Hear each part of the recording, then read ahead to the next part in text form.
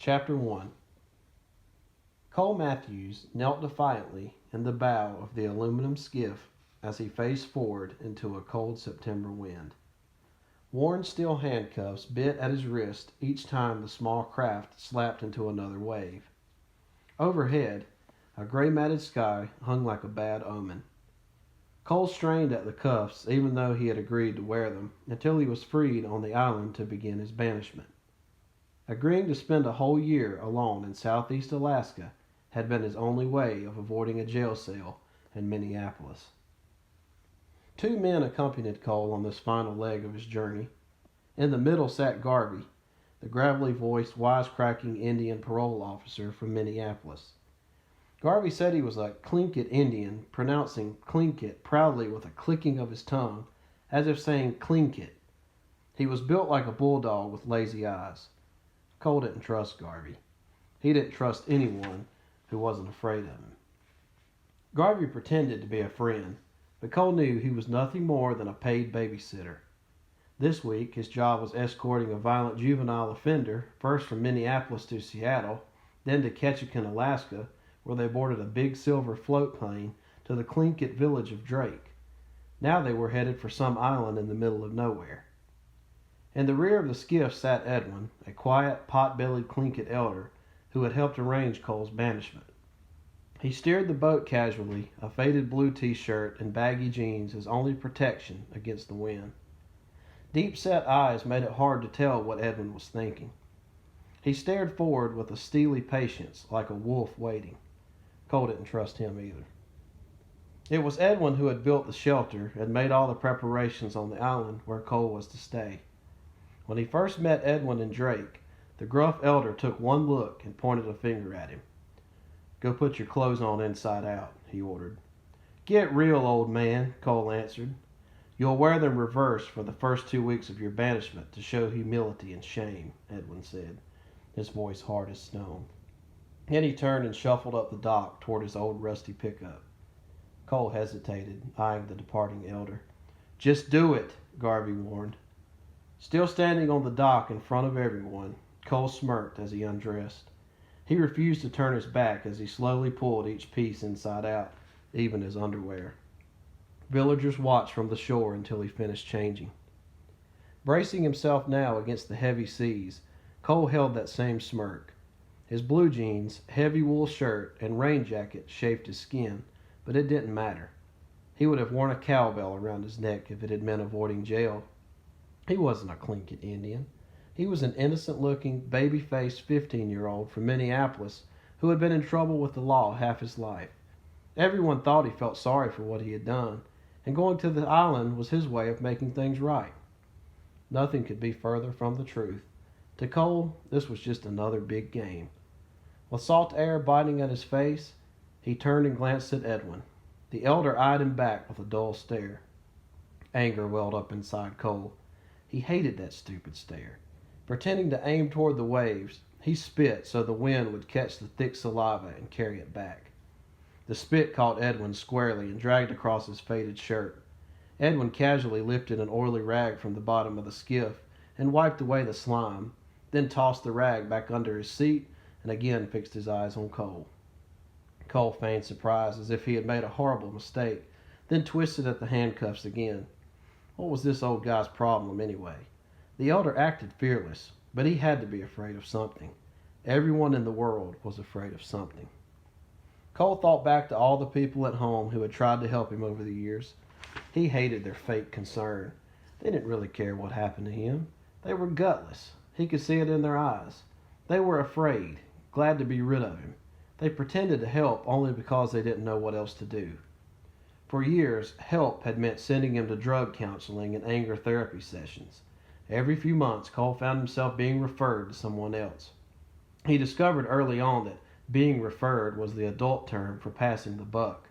Already he had seen the inside of a dozen police stations, been through as many counselors, psychologists, several detention centers, and 2 residential treatment centers. Each time he got into trouble, he was warned to shape up because this was his last chance. Even the day he left for the island, several of those who gathered to see him off, including his parents, had warned him, "Don't screw up. This is your last chance. Cole braced himself for the next big wave. Whatever happened, he could always count on having one more last chance. Not that it really mattered. He had no intention of ever honoring the contract he agreed to during the Circle Justice meetings. As soon as they left him alone, this silly game would end. Circle Justice was a bunch of bull. They were crazy if they thought he was going to spend a whole year of his life like some animal trapped on a remote Alaskan island. Cole twisted at the handcuffs again. Last year at this time, he had never even heard of Circle Justice. He hadn't heard of it until his latest arrest for breaking into a hardware store. After robbing the place, he had totally trashed it. The police might not have caught him, but after a week passed, he bragged about the break-in at school. When someone ratted on him, the police questioned Cole. He denied the break-in, of course, and then he beat up the boy who had turned him in. The kid, Peter Driscoll, was a ninth grader Cole had picked on many times before just for the fun of it. Still, no one ratted on Cole Matthews without paying the price. That day, he called up to Peter in the hallway at school. "You're a dead man," he warned the skinny red-haired boy, giving him a hard shove. He laughed when he saw fear in Peter's eyes. Later, after school, Cole cornered Peter outside in the parking lot. With anger that had been brewing all day, he attacked him and started hitting him hard in the face with his bare fist. Peter was no match, and soon Cole had pounded him bloody. A dozen students stood watching. When Peter tried to escape, he tripped and fell to the ground. Cole jumped on him again and started smashing his head against the sidewalk. It took 6 other students to finally pull him away. By then, Peter was cowering on the blood-smeared sidewalk, sobbing. Cole laughed and spit at him even as he held back. Nobody crossed Cole Matthews and got away with it. Because of his vicious attack on Peter Driscoll, Cole had been kept at a detention center while the courts decided what to do with him. His white-walled room was bare except for a bed with a gray blanket, a toilet without a cover, a shelf for clothes, a cement table, and a barred window facing onto the center group area. The place smelled like cleaning disinfectant. Each night, guards locked the room's thick steel door. They called this detention space a room, but Cole knew it was really a jail cell. A room didn't need a locked steel door. During the day, guards allowed Cole to go into the central group area with other juveniles if he wanted to. He could read, watch TV, or talk. They expected him to do schoolwork with a tutor that came each day. What a joke. This was no school, and he was no student. Cole did as little as absolutely possible, keeping to himself. The other detainees were a bunch of losers. Cole figured he wouldn't even be here if Peter Driscoll had known how to fight back. Instead, Peter was hospitalized. Doctors' reports warned he might suffer permanent damage. "Serves him right," Cole mumbled when he was first told of Peter's condition. What angered Cole most after their latest arrest were his parents. In the past, they had always come running with a lawyer, offering to pay damages and demanding his release. They had enough money and connections to move mountains. Besides, they had a reputation to protect. What parent wanted the world to know their son was a juvenile delinquent? All Cole did was pretend he was sorry for a few days till things blew over. But that was how it had been in the past, before his parents got divorced. This time, he hadn't been freed. He was told that because of his past record and the violence of this attack, he would be kept locked up while prosecutors filed a motion to transfer him to adult court. Even Nathaniel Blackwood, the high-priced criminal defense lawyer hired by his dad, told Cole he might be tried as an adult. If convicted, he'd be sent to prison. Cole couldn't believe his parents were letting this happen to him. What jerks! He hated his parents. His mom acted like a scared Barbie doll, always looking good but never fighting back or standing up to anyone. His dad was a bull-headed drinker with a temper. He figured everything was Cole's fault. Why wasn't his room clean? Why hadn't he emptied the garbage? Why hadn't he mowed the lawn? Why was he even alive? "I never want to see your ugly faces again," Cole shouted at the lawyer and his parents after finding out he wouldn't be released. But still, his parents tried to see him. Because of their divorce, they visited separately. That's how much they thought about themselves and about him, Cole thought. They couldn't even swallow their dumb pride and visit together. During each visit, Cole relaxed on his bed and pretended to read a newspaper, completely ignoring them.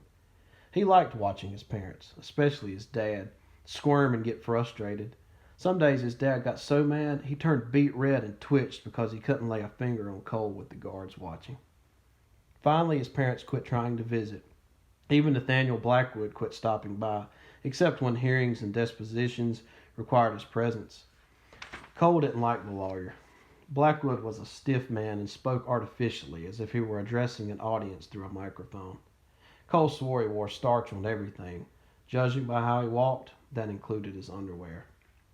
The only person who insisted on visiting regularly was Garvey, the stocky youth probation officer who stopped by the detention center almost daily. Cole couldn't figure Garvey out. He knew the probation officer was super busy, so why did he visit so often? What was his angle? Everybody had an angle, something they wanted. Until Cole could figure out what Garvey wanted, he resented the visits. He didn't need a friend or a babysitter. During one visit, Garvey asked casually, "I know you're in control, champ, but would you ever consider applying for circle justice?" What's circle justice? It's a healing form of justice practiced by native cultures for thousands of years. "I'm no Indian," Cole said. Garvey spoke patiently. "You don't have to be Native American or First Nation. Anybody can love, forgive, and heal. Nobody has a corner on that market." "What's in it for me?" Garvey shook his head. "If you kill my cat, normally the police find you and that's it. We still hate each other. I still feel bad about my cat, and you're angry because you have to pay a fine. In circle justice, you sign a healing contract. You might agree to help me pick out a new kitten and care for it as part of the sentencing." "Why would I want to take care of a dumb cat?"